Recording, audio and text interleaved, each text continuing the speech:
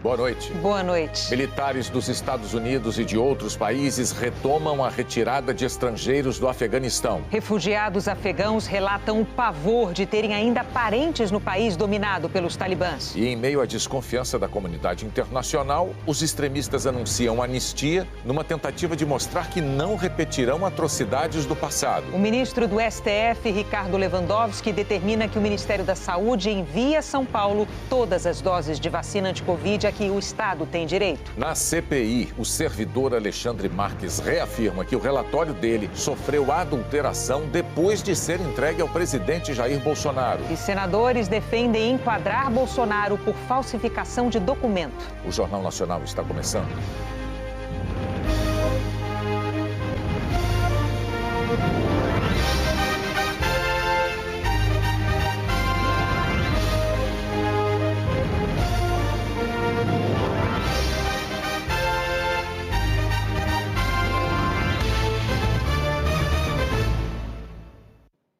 Soldados dos Estados Unidos e de países aliados assumiram o controle do aeroporto internacional de Cabul. Os voos para retirar estrangeiros da capital afegã decolam de hora em hora. Desde que os voos foram retomados em Cabul, os aviões americanos aterrissam com soldados, agora já são 4.000 no aeroporto, cuidando da segurança do local, e decolam levando do país americanos, estrangeiros de outros países e afegãos fugindo do Talibã. Depois das cenas de caos e desespero ontem, os Estados Unidos tentam organizar a retirada de todos o mais rápido possível. Essa é agora a única e última missão do país no Afeganistão. O presidente Joe Biden definiu o final desse mês, o dia 31 de agosto, como a data limite para encerrar a operação no Afeganistão. E o Pentágono informou que a partir de hoje tem capacidade de decolar um avião por hora, podendo retirar até 9.000 pessoas por dia do Aeroporto Internacional de Cabul. O governo não divulga números, mas a estimativa é de que milhares de americanos ainda estejam em Cabul. Pesa sobre os Estados Unidos também a responsabilidade com afegãos que trabalharam com os americanos nos últimos 20 anos e agora correm risco de vida. São dezenas de milhares que os americanos prometem transportar para fora dos domínios do Talibã.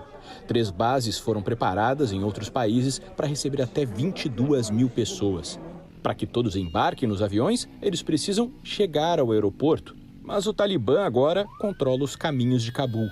Mesmo que ainda não tenha sido divulgado um plano para essa chegada ao aeroporto, o conselheiro de Segurança Nacional dos Estados Unidos, Jake Sullivan, disse hoje que o Talibã prometeu providenciar a passagem segura dessas pessoas e que ainda está conversando com o grupo para definir como e quando isso vai acontecer.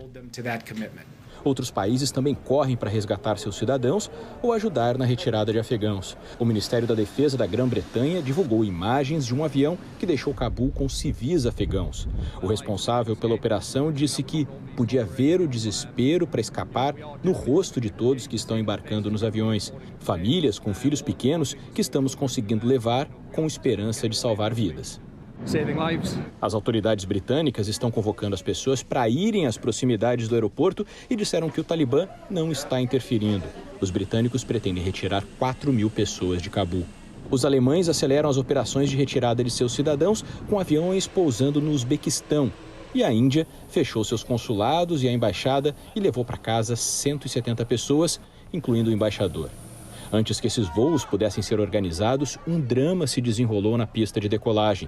Quando os afegãos começaram a invadir o aeroporto no domingo, centenas chegaram a um avião cargueiro americano e forçaram a entrada. O avião tem capacidade para 134 passageiros. Mais de 640 entraram. A tripulação resolveu decolar mesmo assim. E homens, mulheres e crianças, espremidos no chão da aeronave, chegaram em segurança a Doha, no Catar. O temor da volta da brutalidade do Talibã também leva pessoas a tentar escapar por terra. Centenas, incluindo mulheres e crianças, cruzaram a fronteira com o Paquistão nos últimos dias. A Aliança Militar do Ocidente declarou hoje que a culpa do colapso das Forças Armadas e do governo afegão foi a falta de lideranças locais e que o exército não quis lutar. A OTAN ajudou a treinar 300.000 militares afegãos na última década e disse ainda que o Talibã não pode permitir o retorno de grupos terroristas ao país. Enquanto isso, os extremistas seguem tentando convencer os afegãos de que eles vão levar uma vida normal, inclusive dizendo que mulheres podem voltar ao trabalho. Mas as ruas, agora patrulhadas com carros da polícia, que levam a bandeira do Talibã, permanecem pouco movimentadas e sem mulheres, enquanto todos tentam se adaptar à nova realidade e entender qual vai ser o futuro do país. O chefe político do Talibã voltou hoje ao Afeganistão depois de 20 anos e tentando apresentar um discurso mais moderado. O grupo extremista anunciou anistia geral e prometeu que não haverá represálias contra a população. A primeira entrevista de um porta-voz do Talibã, depois da retomada do poder no Afeganistão, foi concedida a uma mulher, a única apresentadora da TV afegã. O grupo extremista, que massacrou os direitos femininos quando controlou o país entre 1996 e 2001, agora tenta passar ao mundo uma mensagem conciliadora. Até agora, o Talibã não causou nenhum problema. A tentativa de manter o tom mais moderado também marcou a primeira coletiva do grupo à imprensa. O principal porta-voz dos extremistas disse que as mulheres são parte essencial da sociedade, mas o Talibã, que segue uma interpretação distorcida do Alcorão, fez uma ressalva. Vamos garantir todos os direitos delas dentro dos limites do Islã. A promessa de manter a imprensa independente também veio com uma condição: desde que não vá contra os valores nacionais.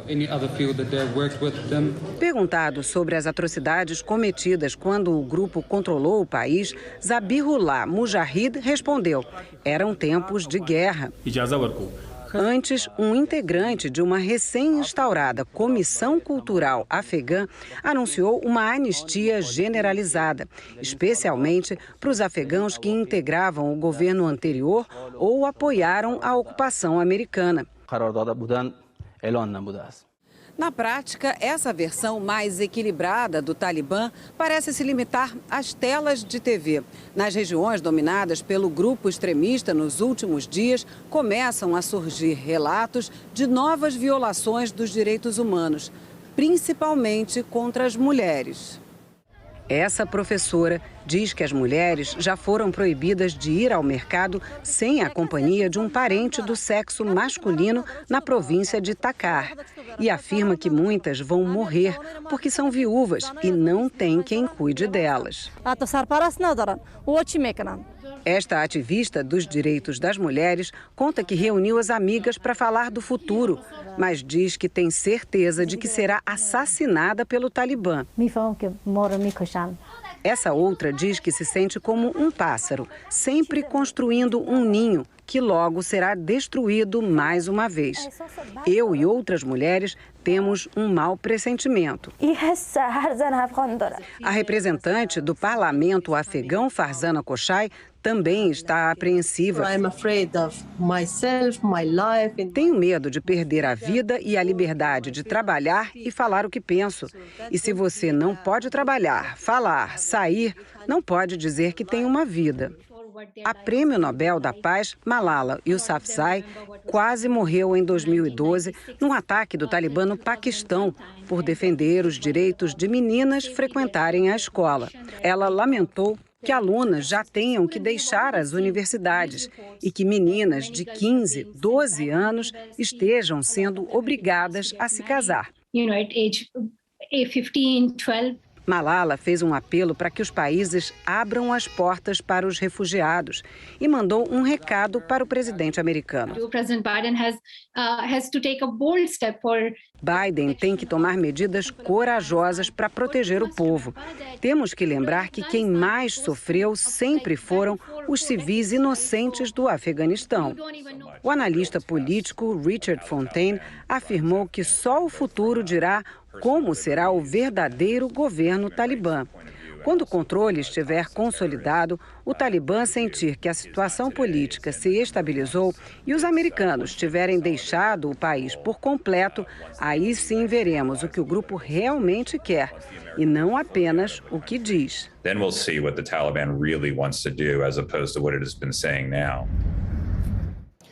Afegãos que deixaram o país bem antes da volta do Talibã temem pela vida dos parentes e dos amigos que ainda estão lá. Um avião militar chegou a Roma com 70 funcionários da Embaixada da Itália em Cabul. inclusive afegãos, como esse médico, o Alif. A entrevista dele ajuda a entender o tamanho do problema. Nossos hospitais estão abandonados, não tem remédios, os doentes estão morrendo, as crianças não têm comida. 70% da população vive na pobreza.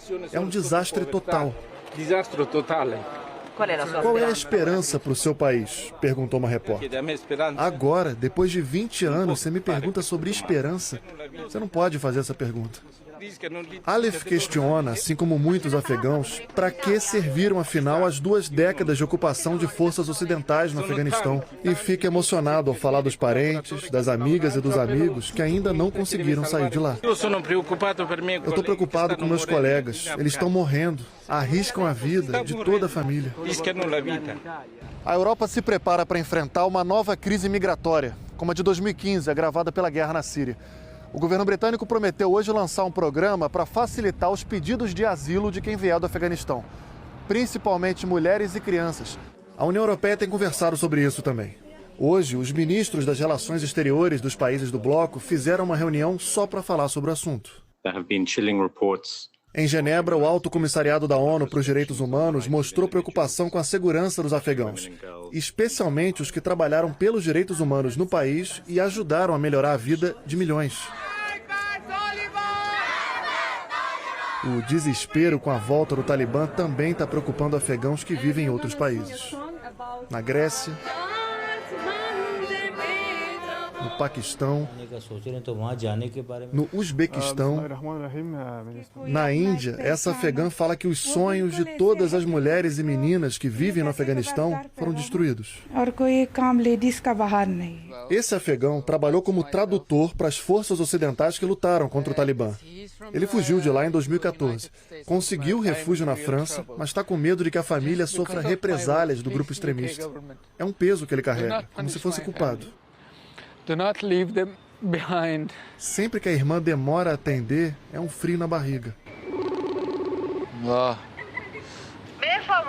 Ela fala que está segura, mas com muito medo de sair de casa. É o suficiente para o irmão ficar aliviado, pelo menos até a próxima ligação. A seguir, a cúpula da CPI da Covid considera a possibilidade de pedir o indiciamento do presidente Jair Bolsonaro por falsificação de documento.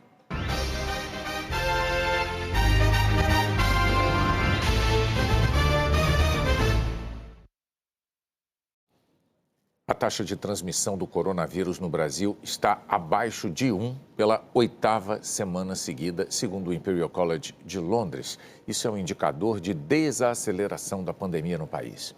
O índice de 0,98 significa que, teoricamente, cada 100 pessoas contaminadas transmitem o vírus a outras 98. Mesmo assim, o Brasil ainda tem uma das maiores taxas de mortalidade por Covid no mundo. As armas mais poderosas contra o inimigo ainda estão por toda parte. Mas depois de quase 1 ano e meio de restrições, é visível que baixamos a guarda.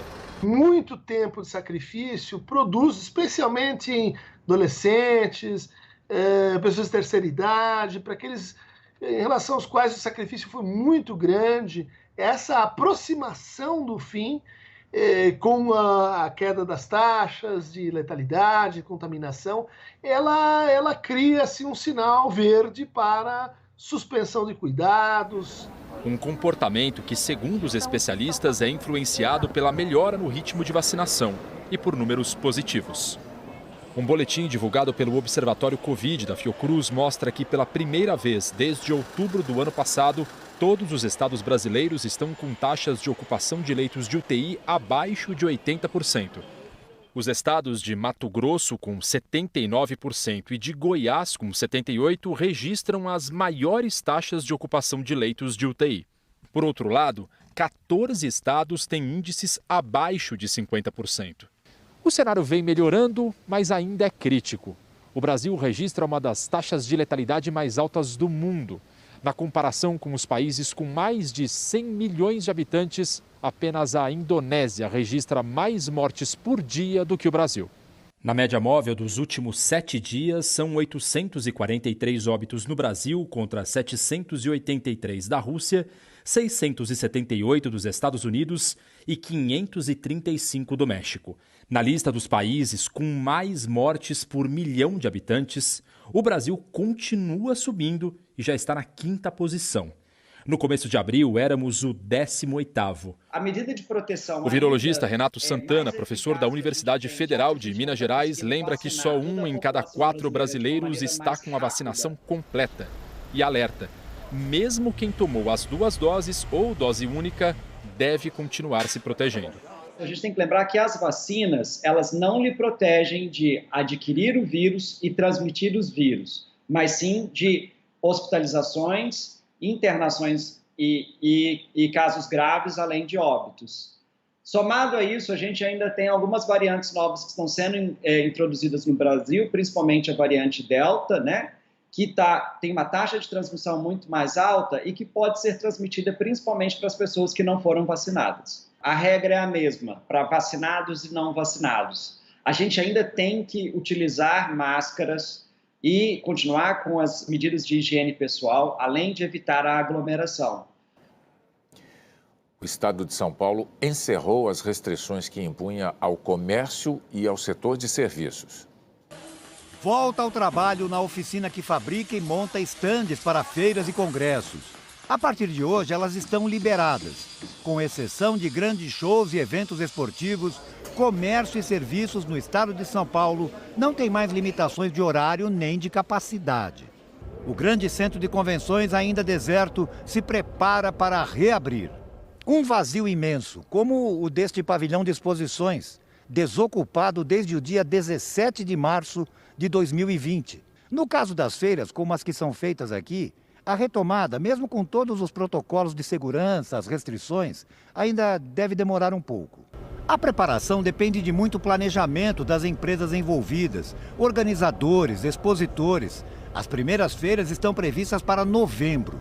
Hoje, este promotor de eventos visitava o espaço que vai ocupar. Geralmente a gente tem eventos em diferentes meses do ano, né, por conta da pandemia e aprovação hoje da realização dos eventos pelo governo do estado, a gente vai concentrar a realização de 6 eventos no final de novembro, numa mesma data.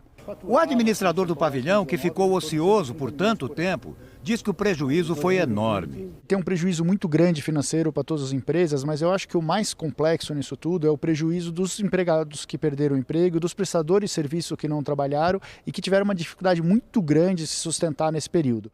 É um setor que precisa de muitos profissionais dentro e fora dos pavilhões. Desde muito qualificado, né, como arquitetos, engenheiros, mas nós temos também a mão de obra final, que executa o trabalho, que são tapeceiros, marceneiros, né? Nós movimentamos toda uma cadeia quando acontece um evento corporativo, desde o cara que vende pipoca na frente dos pavilhões, aos taxistas, aos restaurantes, aos hotéis. O presidente da União Brasileira dos Promotores de Feiras diz que muitos eventos de menor porte vão acontecer já este mês. Os eventos finais de agosto, setembro, outubro, novembro e até dezembro, que usualmente não acontecem eventos.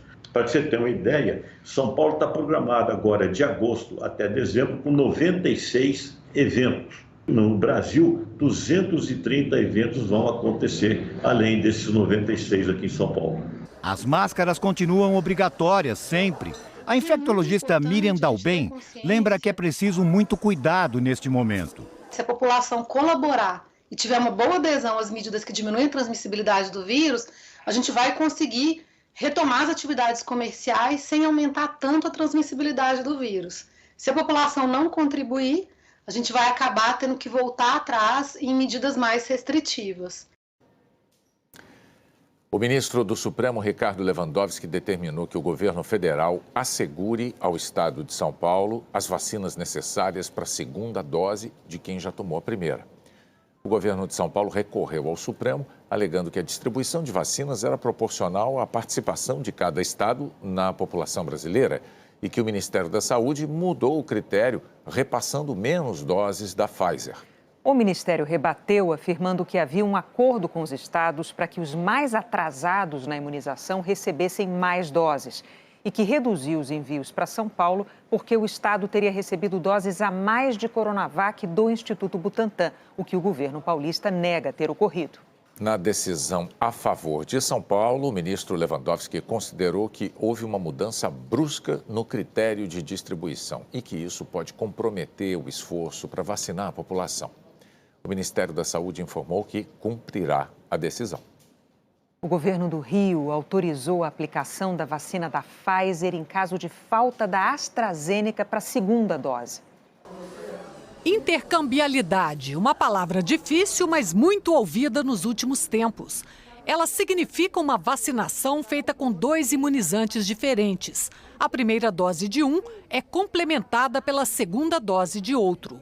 É essa a estratégia da Secretaria Estadual de Saúde do Rio. Uma nota técnica divulgada hoje autoriza os 92 municípios do estado a fazerem uma combinação de vacinas. Caso falte a segunda dose da AstraZeneca, ela pode ser substituída pela Pfizer. Principalmente no cenário de circulação de variante Delta, está autorizado em caráter excepcional, naqueles municípios que houver falta da segunda dose da AstraZeneca, a aplicação da vacina da Pfizer. O Ministério da Saúde já havia autorizado a intercambialidade de vacinas em situações de exceção, quando não for possível administrar a segunda dose do mesmo fabricante. E cita estudos feitos em outros países, onde o uso da Pfizer complementando a AstraZeneca indica uma resposta imune considerada robusta. A autorização do governo do Rio chega no momento em que a produção de AstraZeneca pela Fundação Oswaldo Cruz tem ficado abaixo do previsto.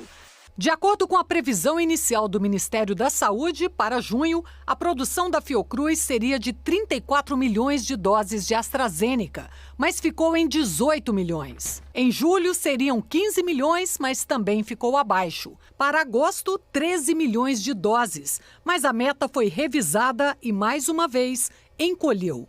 A Fiocruz afirma que no início da produção recebia do laboratório mais lotes de IFA, ingrediente farmacêutico ativo.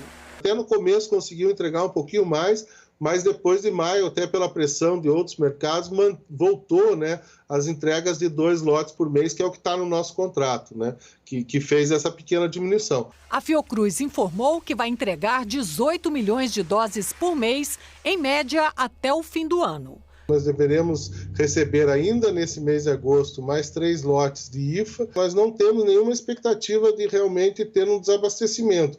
O infectologista e professor da USP, Esper Calas, sugere cautela na mistura de doses de vacinas diferentes, porque os estudos ainda são preliminares e essa combinação deve ser feita apenas com orientação das autoridades. Só reforça a necessidade da imunização completa. Entre não vacinar e vacinar com uma mistura, eu prefiro vacinar com uma mistura, é claro que baseado em dados que já mostrem que isso é seguro e induza uma quantidade de anticorpos protetores que seja satisfatória. O pior cenário é deixar a população desprotegida. Vamos ver os números da pandemia e da vacinação reunidos pelo consórcio de veículos de imprensa. Alain, boa noite. Vamos então, Bonner, boa noite para você, para a Renata, boa noite a todos. Os números da vacinação mostram que nas últimas 24 horas, 1.710.614 pessoas receberam a primeira dose e 1.068.068 tomaram a segunda dose ou a dose única. Total do dia, 2.778.682. Hoje foi o segundo dia com o maior número de doses aplicadas no país desde que começou a vacinação em janeiro. Assim, até agora, mais de 117 milhões de brasileiros receberam a primeira dose, 55,58% da população. Mais de 51 milhões estão completamente vacinados, 24,36%. Lembrando que a proteção máxima da vacina só vem 2 semanas depois da segunda dose ou da dose única. No mapa verde mais escuro, mostra os estados mais adiantados na vacinação completa e, em destaque, os 5 primeiros.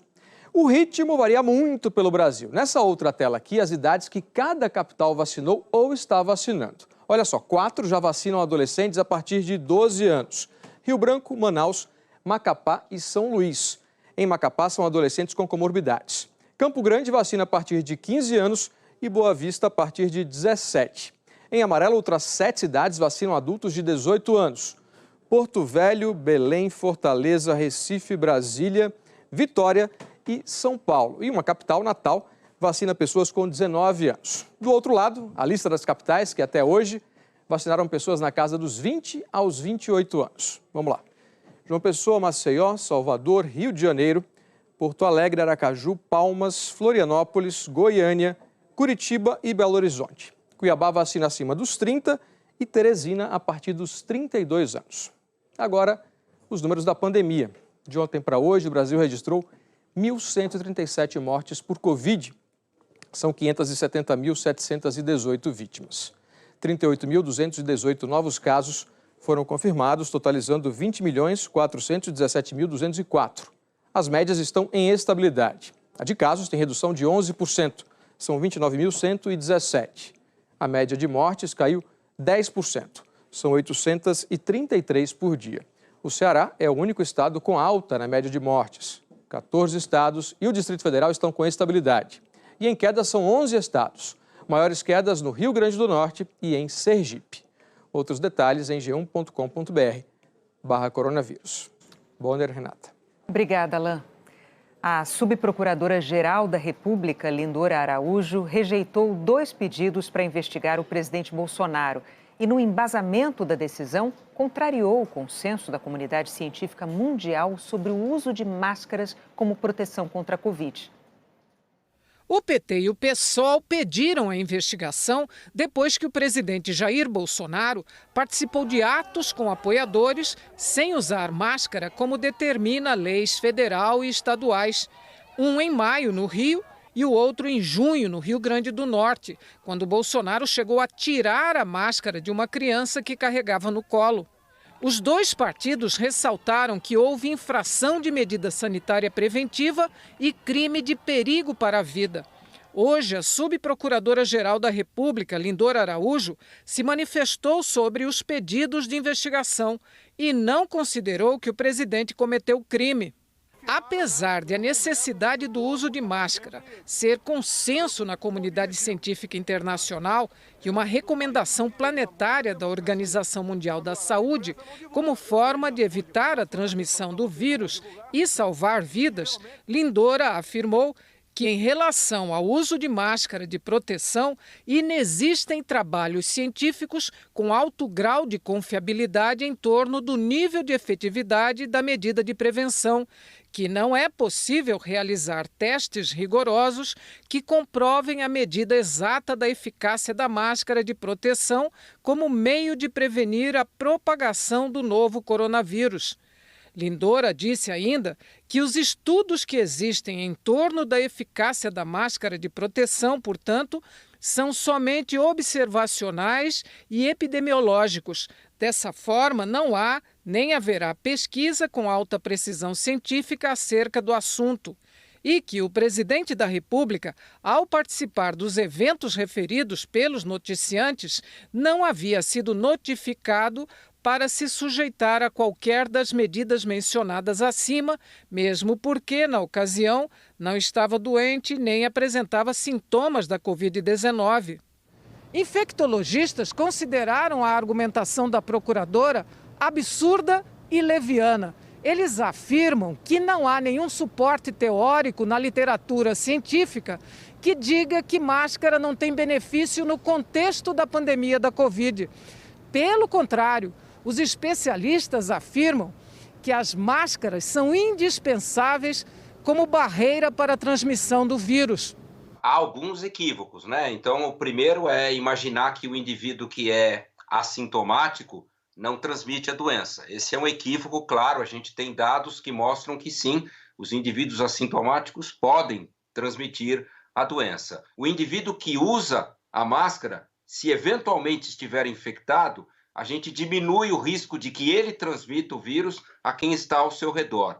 E o indivíduo que usa a máscara não estando infectado é o indivíduo que se protege, uma vez que a máscara vai diminuir a chance de que ele seja exposto ao vírus, caso esteja próximo de alguém infectado. Dizer que máscaras não têm efetividade é um argumento, no mínimo, leviano, né? Uma vez que a gente tem visto de forma muito contundente em todos os países onde esse vírus circula, que as máscaras têm ajudado, sim, a diminuir o risco de exposição a esse vírus. De onde saiu que a máscara não tem comprovadamente eficácia? Não há essa referência.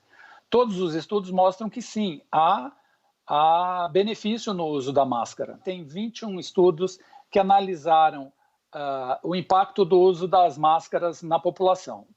Em todos esses estudos, o que se observou foi que todos eles mostraram um impacto benéfico do uso das máscaras, sob todos os aspectos. Não há na literatura nenhum suporte teórico que diga que máscara não tem benefício no contexto da pandemia de Covid. A cúpula da CPI da Covid levantou hoje a possibilidade de pedir o indiciamento do presidente Jair Bolsonaro por crime de falsificação de documento. Uma consequência direta do depoimento do servidor Alexandre Marques. Diante dos senadores, ele reafirmou que o rascunho de relatório que escreveu sofreu adulteração depois que foi entregue ao presidente. Bolsonaro usou o documento modificado para propagar inverdades sobre a pandemia. Alexandre Marques repetiu aos senadores o que já havia dito em depoimento no processo administrativo a que responde no Tribunal de Contas da União, que decidiu por conta própria fazer uma análise sobre o número de mortes de Covid e que no dia 31 de maio compartilhou o arquivo com colegas do setor em que trabalhava no TCU. A proposta para investigar se havia por parte de estados e municípios uma supernotificação de mortes por Covid foi imediatamente rechaçada pelos outros auditores da equipe por falta de consistência. Concordamos que seria impossível haver um conluio para deliberadamente supernotificar os casos de óbitos de Covid-19. O arquivo não era um papel de trabalho, uma instrução processual, um documento oficial do TCU, nada do tipo. Era apenas um debate preliminar e aberto, mas que foi considerado encerrado. Mas 6 dias depois, Alexandre Marques compartilhou o rascunho por mensagem no celular com o pai, o coronel da reserva Ricardo Silva Marques. E o pai repassou o mesmo texto para o presidente Jair Bolsonaro. O coronel da reserva e Bolsonaro foram colegas de turma na AMAN, a Academia Militar das Agulhas Negras. Ricardo Silva Marques assumiu uma gerência da Petrobras por indicação de Bolsonaro. No dia seguinte, 7 de junho, o presidente divulgou a análise pessoal de Alexandre Marques como se fosse um relatório oficial do TCU. Apoiadores do presidente passaram a divulgar o documento na internet, mas com alterações. Marcações no texto que não existiam no original e o nome do Tribunal de Contas da União no título, num reforço à mensagem de que se tratava de um relatório oficial. No mesmo dia, o TCU negou a autoria do estudo. Poucas horas depois, o presidente Bolsonaro admitiu que o relatório não era do tribunal.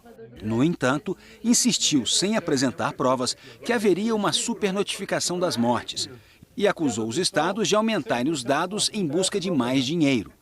O relator da CPI, Renan Calheiros, do MDB, perguntou se a falsificação foi feita na presidência da República. Alexandre Marques disse que não sabia dizer, mas, assim como fez no processo administrativo no TCU, afirmou que o pai garantiu a ele que não fez nenhuma mudança no documento antes de enviá-lo a Bolsonaro. Vossa Senhoria declarou em seu interrogatório também que ficou atônito com o discurso do presidente da República, em que se divulgou seu relatório, seu documento, seu material. Vossa Senhoria disse que o discurso do presidente da República foi totalmente irresponsável e lhe causou indignação. Vossa Senhoria confirma isso? Sim, senhor, confirmo que falei isso no depoimento. Vossa Senhoria pode detalhar esse espanto, essa indignação? Bom, senador, a minha indignação foi pelo fato de ter sido atribuído ao Tribunal de Contas da União a responsabilidade por um documento que não era um documento oficial, que não era uma instrução processual, que não era nada do Tribunal de Contas da União. Então, vincular o nome do Tribunal de Contas da União a um arrazoado de 2 páginas não conclusivo, eu achei irresponsável. A senadora Simone Tebet, do MDB, considera que o servidor prestou um desserviço ao país, porque ajudou a criar a falsa narrativa de que o número de mortes provocadas pela pandemia não era tão grande. Na minha convicção, ao elaborar esse documento, Vossa Senhoria simplesmente passou para o papel aquilo que acredita e que pensa, que é um negacionista em relação à pandemia. Este é um ponto que precisa ser colocado. E esse dito, entre aspas, rascunho que Vossa Senhoria colocou aqui, ele disseminou e semeou desconfiança.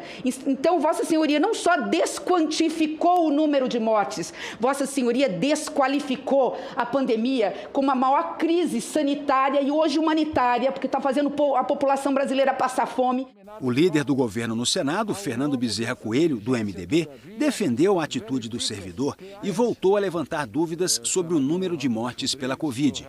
A referida fraude de desvio dos recursos federais para a Covid é exatamente o objeto de investigação desta CPI. Logo, nos parece que nós deveríamos também, aqui como preocupação da Comissão Parlamentar de Inquérito, investigar a possibilidade de supernotificação de óbitos, conforme apontado nos 2 acordos do Tribunal de Contas da reunião, e não realizarmos um pré-julgamento de um servidor por exercer o seu regular papel institucional de averiguar ilicitudes. A CPI vai fazer uma perícia nas mensagens trocadas entre o servidor Alexandre Marques, o pai dele, o coronel Ricardo Silva Marques, e o presidente Jair Bolsonaro. Mas o relator Renan Calheiros e o vice-presidente Randolfo Rodrigues consideram que já há elementos suficientes para pedir o indiciamento do presidente Bolsonaro por falsificação de documento. É lamentável também constatarmos sempre a ocorrência de novos crimes no âmbito dessa comissão parlamentar de inquérito. Já foram charlatanismo, já foi curandarismo, já foi infração à ordem sanitária.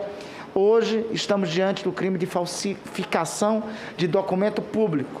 E os indícios, lamentavelmente, levam à figura de Sua Excelência, o senhor presidente da República, conforme consta no artigo 297 do Código Penal. A CPI também decidiu cancelar a cariação entre o ministro Onyx Lorenzoni e o deputado Luiz Miranda, que denunciou irregularidades no contrato para a compra da vacina Covaxin. Os dois apresentaram versões diferentes sobre a documentação enviada pela Precisa Medicamentos para o Ministério da Saúde, mas os senadores consideraram que a cariação não traria fatos novos. Amanhã a comissão vai ouvir o advogado da Precisa, Túlio Silveira. O ministro da Defesa, Braga Neto, prestou depoimento hoje em 3 comissões da Câmara dos Deputados.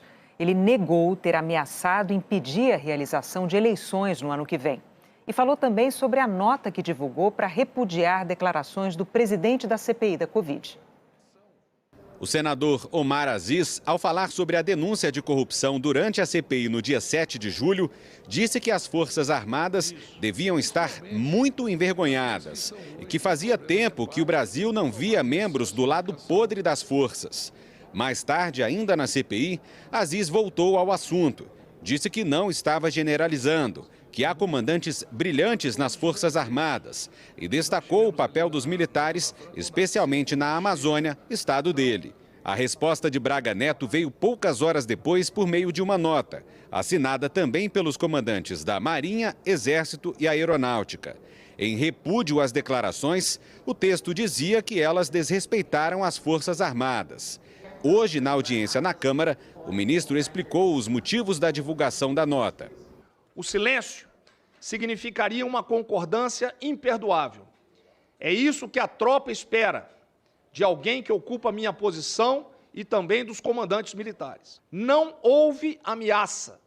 Em momento algum, a mensagem teve por objetivo desrespeitar o Senado ou os senadores. Braga Neto negou ter feito ameaças à realização das eleições no ano que vem, caso o Congresso Nacional não aprovasse o voto impresso, e que considera o assunto encerrado.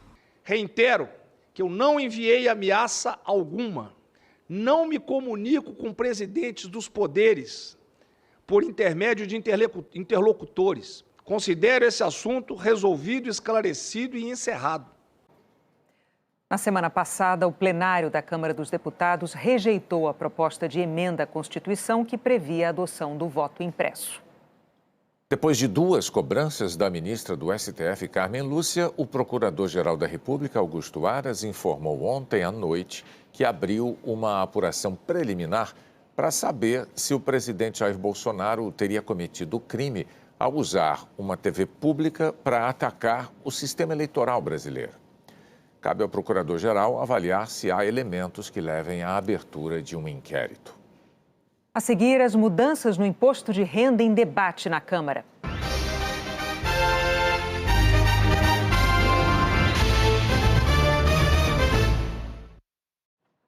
Hora de saber como fica o tempo no Brasil. Anne Lotterman, boa noite. Oi, Renata. Boa noite para você, para o Bonner. Boa noite a todos. Começo destacando o calor de hoje. Cuiabá registrou 40,4 graus. A última vez que a capital enfrentou temperaturas acima dos 40 graus foi em outubro do ano passado. Curitiba teve a tarde mais quente dos últimos 4 meses e São Paulo, depois de 4 meses e meio, voltou a registrar temperatura na casa dos 30 graus. E amanhã o calor vai continuar. Cuiabá terá mais um dia com 40 graus, Goiânia 35, Campo Grande 36, Rio de Janeiro 32 e São Paulo 31 graus. Além de quente, vai estar muito seco. Olha só o tamanho da área onde a umidade vai ficar bem baixa. Pega uma grande parte do país. E o pior cenário está aqui, na área laranja e vermelha. Em quase todo o estado de Mato Grosso do Sul e parte de Mato Grosso, a umidade atinge situação de emergência, podendo ficar abaixo de 12%. A região com a tarde mais fresquinha nesta quarta-feira é o Nordeste. Em Salvador e Aracaju, 27 graus. É a temperatura máxima mais baixa em todo o Brasil. A chuvinha passageira acaba ajudando a regular a temperatura. E isso é possível graças a esse vento. As setinhas indicam a direção dele. Repare, aqui no Nordeste, o vento ele vem do mar direto para o continente, levando ar fresquinho e úmido. Depois, entra no Brasil e desce com todo o calor para o Sudeste, Centro-Oeste e Sul. Pode chover do Rio Grande do Norte até o Espírito Santo, do Maranhão até o norte de Rondônia e do Rio Grande do Sul até Santa Catarina. E ela chega com mais força na região de Tramandaí e Rio Grande, no Rio Grande do Sul. Em Maceió, Boa Vista e Manaus, pancadas bem rápidas. E será que o inverno ainda volta a dar o ar da graça, Anne? Pois é, ainda volta bem fraquinho, viu, Renata? Até tem uma frente fria se aproximando do Rio Grande do Sul na quinta-feira. Aí olha o que vai acontecer. Em Porto Alegre, amanhã a temperatura máxima chega aos 28 graus, na quinta 33 e aí depois disso esfria. No sábado não passa dos 19 graus. Curitiba, amanhã esquenta mais que hoje, máxima de 29, quinta e sexta 30 graus e no sábado cai para 25. Não esfria tanto e isso aqui indica que a frente fria ela não vai ter força para subir, ou seja, vai continuar quente no Sudeste e no Centro-Oeste nos próximos dias, Renata. Obrigada, Anne. Até amanhã. Obrigada. Até amanhã. A Câmara dos Deputados decidiu pela terceira vez adiar a votação do projeto que prevê mudanças no imposto de renda de pessoas físicas e das empresas. O governo enviou o projeto ao Congresso como parte da reforma tributária. No caso das pessoas físicas, as principais mudanças são o reajuste na tabela do imposto de renda e a ampliação da faixa de isenção. Hoje, quem recebe até R$ 1.903 não paga imposto de renda. Pela proposta, o limite de isenção passa para R$ 2.500. O projeto também restringe o uso da declaração simplificada anual do imposto de renda, que concede um desconto de 20% para o contribuinte. Só poderia optar pela declaração simplificada quem tiver renda anual de até R$ 40 mil. Hoje não há limite. Segundo a Receita Federal, quase 7 milhões de contribuintes perderiam o benefício. No caso das empresas, o relator do projeto, o deputado Celso Sabino, do PSDB, ampliou o corte no imposto de renda. A alíquota passaria dos atuais 15% para 6,5% no ano que vem. A proposta inicial do governo previa um corte menor. Cairia de 15% para 12,5% em 2022 e para 10% no ano seguinte. Estados e municípios criticam o projeto. Eles recebem uma parte do imposto de renda e alegam que, com as mudanças, terão uma perda de 26 bilhões de reais em 2023. O Comitê Nacional dos Secretários de Fazenda dos Estados e do Distrito Federal pediu a rejeição do projeto. Os secretários dizem que a proposta prevê uma inadmissível redução de receitas dos estados e que as mudanças vão representar prejuízo estrutural para o federalismo e danos conjunturais ainda maiores em um momento em que o país luta contra o conjunto de superpostas crises. A Associação das Secretarias de Finanças das capitais afirmou que, se o projeto for aprovado, os municípios sofrerão ainda mais para reorganizar suas contas e, certamente, não terão condições de prestar os serviços básicos para garantir o bem-estar da população. A proposta prevê medidas para compensar a perda de arrecadação do governo. A principal é a tributação de lucros e dividendos, isentos de imposto desde 1995. As empresas passariam a pagar uma alíquota de 20%.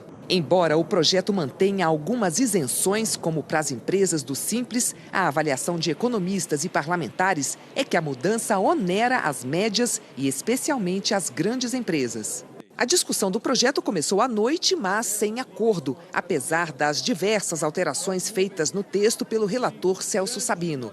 Já era a terceira tentativa de votação. O deputado Marco Bertaioli, do PSD, defendeu a votação. Disse que a proposta tem medidas que beneficiam as microempresas. É preciso dizer, senhor presidente, e agradecer ao relator Celso Sabino, que atendendo a um pleito de diversos partidos, de diversos deputados, criou uma diferenciação absolutamente saudável entre as microempresas do Brasil, que são as verdadeiras geradoras de emprego. O líder do governo na Câmara, Ricardo Barros, do Progressistas, concordou com o pedido dos partidos da oposição para retirar o projeto de pauta. Disse que, antes de votar a proposta, é preciso esclarecer se haverá ou não perdas para os estados e municípios. O deputado Rodrigo Maia disse que, da forma como está, o projeto desestimula investimentos, aumenta impostos para alguns setores e aumenta distorções do sistema tributário brasileiro. Deveríamos, na verdade, estar discutindo outro tema, retomar o debate do corte de despesas, porque esse é o debate correto. Você não onera o setor produtivo e corta dentro do orçamento. Nós não podemos mais onerar o contribuinte, principalmente dessa forma, que você não está garantindo neutralidade. Todos pagam muito imposto nesse Brasil e o que nós precisamos seria simplificar e garantir neutralidade. Nenhuma das duas coisas está sendo feita nesse projeto. E deputados acabaram de aprovar em segundo turno mudanças na lei eleitoral. Os deputados ainda vão votar os chamados destaques, aqueles que podem alterar o texto base. A Zileide Silva está acompanhando e tem os detalhes ao vivo para a gente. Boa noite, Zileide. Boa noite, Renata. Boa noite, Bonner. Boa noite a todos. Olha, a sessão começou por volta das 8 horas e antes de iniciar a discussão da PEC, da proposta de emenda à Constituição, os deputados votaram e aprovaram não seguir com aquele intervalo necessário para iniciar a votação em segundo turno da PEC após a votação em primeiro turno. Bom, e nessa votação em primeiro turno, entre as emendas aprovadas, duas foram consideradas um retrocesso e foram bastante criticadas por muitos parlamentares e especialistas. A proposta traz de volta as coligações, alianças feitas entre os partidos apenas para as eleições proporcionais de deputados e vereadores, arranjos que tinham sido extintos na reforma eleitoral de 2017. A PEC também flexibiliza a cláusula de desempenho. Na próxima eleição, para ter acesso ao dinheiro do fundo partidário e ao tempo de rádio e TV, por exemplo, os partidos terão que eleger, no mínimo, 11 deputados em 1/3 das unidades da federação. Agora, pelo texto aprovado na Câmara, o partido que eleger, no mínimo, 5 senadores também cumprirá a cláusula. Nessa conta, entram senadores que já estão no meio do mandato. E como os senadores não precisam respeitar a fidelidade partidária, eles poderão trocar de partido para ajudar uma legenda a cumprir a cláusula de desempenho. Foram 347 votos a favor da PEC, 135 contrários à PEC, que segue agora para o plenário do Senado. E lá, para ser aprovada, são necessários pelo menos 49 votos dos 81 senadores. E a PEC, para entrar em vigor, enfim, as mudanças só valerão na próxima eleição se a PEC for promulgada pelo Congresso até o início de outubro. Agora, a tramitação dessa proposta lá no Senado não vai ser muito tranquila, não, porque o presidente do Senado, Rodrigo Pacheco, do Democratas, já repetiu várias vezes que considera a volta das coligações um retrocesso e que há muita resistência por parte dos senadores em votar e aprovar a proposta de emenda à Constituição. Bonner, Renata. Obrigada, Zileide. Uma última informação. A Polícia Federal afirmou ao Tribunal Superior Eleitoral que canais bolsonaristas nas redes sociais atuam com o objetivo de diminuir a fronteira entre o que é verdade e o que é mentira. E usam como estratégia ataques aos veículos tradicionais de informação. Esse método também foi aplicado na campanha contra as urnas eletrônicas. A PF identificou que os apoiadores do presidente Jair Bolsonaro replicam uma estratégia de comunicação usada nas eleições de 2016 nos Estados Unidos, atribuída a Steve Bannon, ex-estrategista de Donald Trump, e também na eleição presidencial vencida aqui por Bolsonaro. Essa informação foi revelada pela Folha de São Paulo e confirmada pela TV Globo. Os dados constam no pedido feito pela Polícia Federal e que levou o Tribunal Superior Eleitoral a suspender os repasses das plataformas para os canais bolsonaristas dentro do inquérito administrativo que apura os ataques do presidente ao sistema eletrônico de votação. O Jornal Nacional termina aqui com a nossa demonstração de solidariedade a todas as famílias brasileiras enlutadas pela pandemia.